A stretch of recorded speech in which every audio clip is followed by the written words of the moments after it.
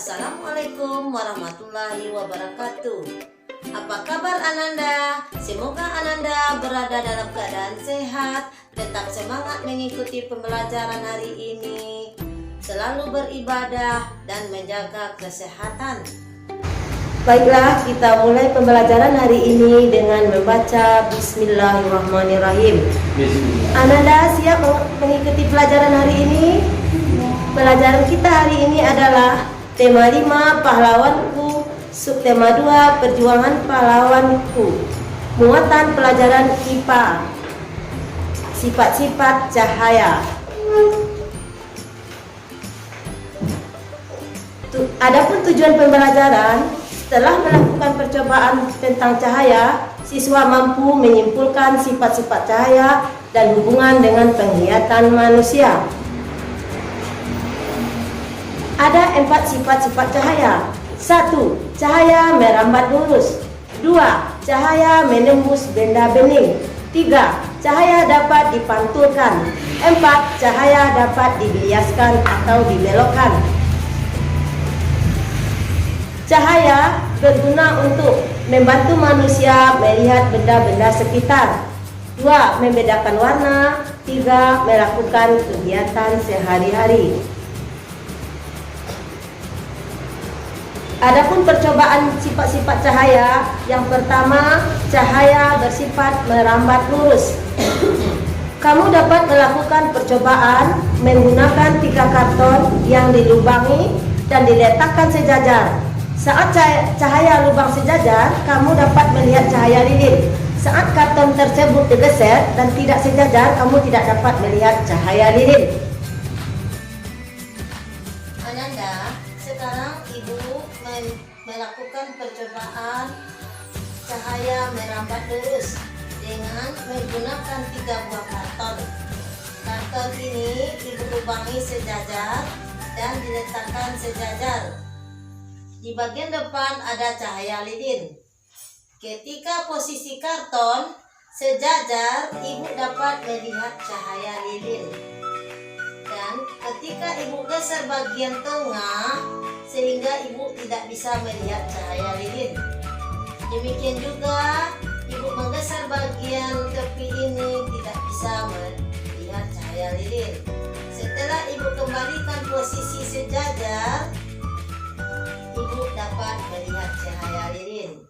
Inilah percobaan cahaya bersifat merambat lurus. Yang kedua, cahaya dapat menembus benda-benda bening.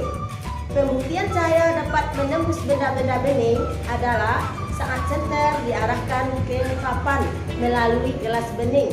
Cahaya dari senter akan menembus gelas dan menyinari papan tersebut. Ananda, sekarang Ibu akan melakukan percobaan, yaitunya sifat cahaya dapat menembus benda bening. Ini ada benda bening, lalu Ibu arahkan cahaya senter sehingga dapat ditembus cahaya senter ini dan Ananda bisa melihat cahaya di dinding tersebut. Yang ketiga, cahaya dapat dipantulkan. Cahaya dapat memantul ketika terkena permukaan benda. Terjadi pemantulan teratur jika cahaya mengenai benda yang memiliki permukaan rata, seperti cermin. Berikut ini Ibu akan memperagakan cahaya dapat dipantulkan.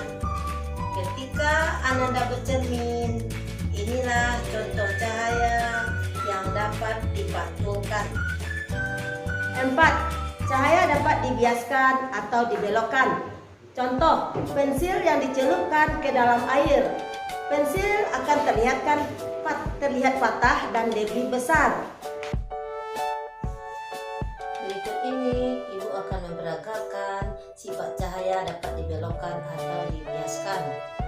Ini ada gelas yang berisi air dan ini pena. Pena ini sebelum Ibu celupkan ke dalam air kelihatan lurus dan sama besar dari atas ke bawah.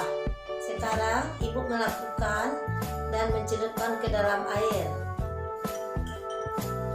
Dan yang di dalam air kelihatan lebih besar dan pena ini kelihatan bengkok.